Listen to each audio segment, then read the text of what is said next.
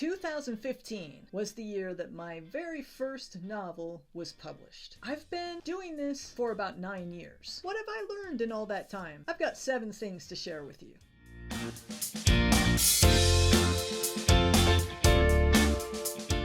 When I was first writing, I was hesitant to invest in myself, to invest time, to invest money in workshops and conferences. I would buy books because they were affordable. So I would suggest, if that's where you are, that you buy all the books you can, subscribe to magazines like The Writer and Writer's Digest. Learn everything you can. This is all about building your skills. It is less about whether you are naturally talented or that you get lucky or some of the other things we may think lead to success when we're writers. What really matters is just building your skill set. Writing a lot, getting feedback on that writing, learning how to be a better writer, and then learning how to build a platform, create a better website, write a better blog post. We have to be willing to invest in ourselves constantly, to be able to always say, you know, it's okay to spend this money on a conference. It's okay to spend this money on a workshop. It's okay to take this extra time that I need to so that I can learn how to do XYZ, whatever it is. The more you learn, the more success you will experience, the happier writer you will be. Our marketing activities as writers is what drives sales. It is what allows us to connect with more readers. We all think that if we write a really good story, that somehow that story is going to rise to the top and people are going to find it. In today's world, unfortunately, that is just not the way it is. There is too much out there, too many things vying for people's attention. I have found in doing lots of self-education in marketing that there are certain parts of it that I do enjoy. I really enjoy going to conferences. I really enjoy speaking at conferences. I really enjoy blogging on my platform. I enjoy doing videos like these. I enjoy interviewing on podcasts. So there's a lot of different things that you can find that help you to reach readers that you do like to do. Marketing is critical if you want to be a happy writer, so invest in yourself and learn how to do it.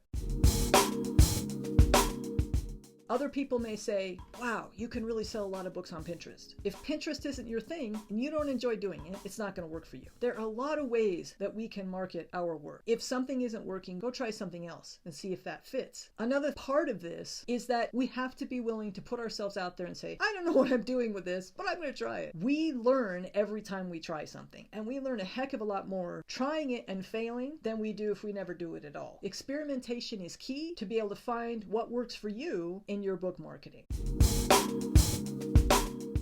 I am a true hybrid author. I have traditionally published 3 books and self-published 3 books. I have enjoyed both experiences, and there are advantages to both. What those are, I would need to do another video for. If you want to hear about that, let me know in the comments. I'd be happy to do a video. But there is not a single answer for every author. There are a lot of differences between the processes. There are differences between what you should expect, between what it does for you as a writer in your career. As you're looking at that choice, if you are, I think that hybrid is the best way to go, because I've learned a ton traditionally publishing. I've also really enjoyed self-publishing. Don't get trapped into thinking that one is necessarily better than the other. Both avenues offer different benefits for writers, and we should stay open to both.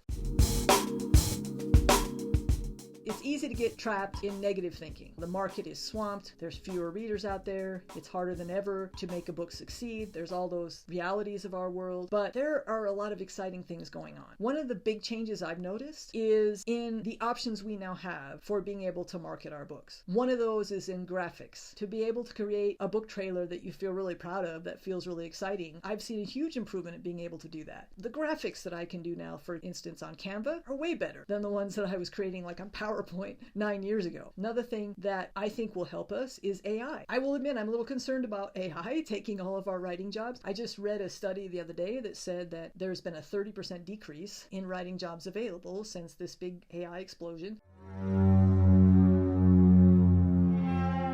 I have used AI to improve my headlines, for instance. AI is great at helping you to come up with a better, more attention-grabbing headline for a blog post or an article or even a title for a book. They're not foolproof. It's not like you can put a couple of prompts in and voila, there's your title and it's great. But the tools will help me to create a better headline myself. They'll give me some more ideas, and then I can take it and work with it and tweak it and come up with something that I might not have been able to do without the help of the AI. Written word media. They have a huge huge database of email addresses that they can now send our book deals out to. I have been using them for the past over a year and have seen great results from just asking them to put my book in their next email, and there's instant sales. On the whole, things are getting a lot better for writers and a lot easier for writers since we have to do a bunch of our marketing ourselves anyway. There is reason to be excited, reason to be hopeful for where the future is going to take us.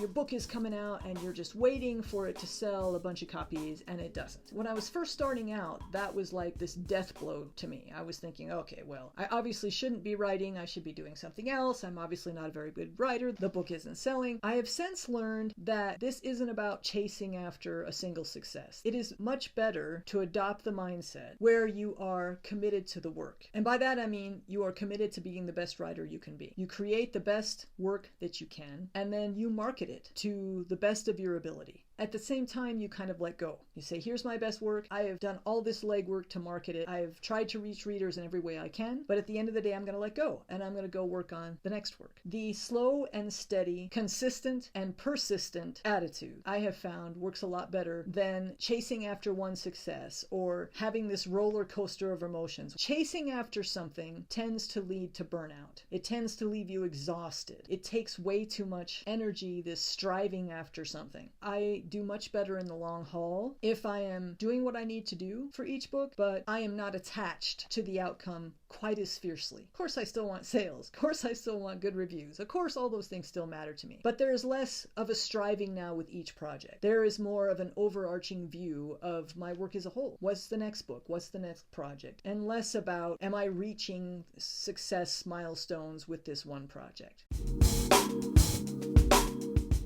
It takes so much work to write a novel, if that's what you're writing, and then it is so much work to build an author platform, to learn how to market, to then do the marketing activities. If all that work doesn't then result in the success you hoped for, it can be very discouraging. And you can think, is this ever going to get any better? Should I leave now and cut my losses? I have found things do get better. And I think they get better mainly because you improve your skills. If you hang in there and you keep educating yourself and you keep trying to get better and you don't let setbacks discourage you. As long as you continue to invest in yourself and you continue to expect more from yourself, I can write a better book next time. I can market it better next time. I can launch it better next time. As long as that is your attitude and you continue to learn, things get better. I am happier already with this new book than I have been with any book before it. And that has been the truth with every book that I've had come out. It has been a gradual improving process with each one.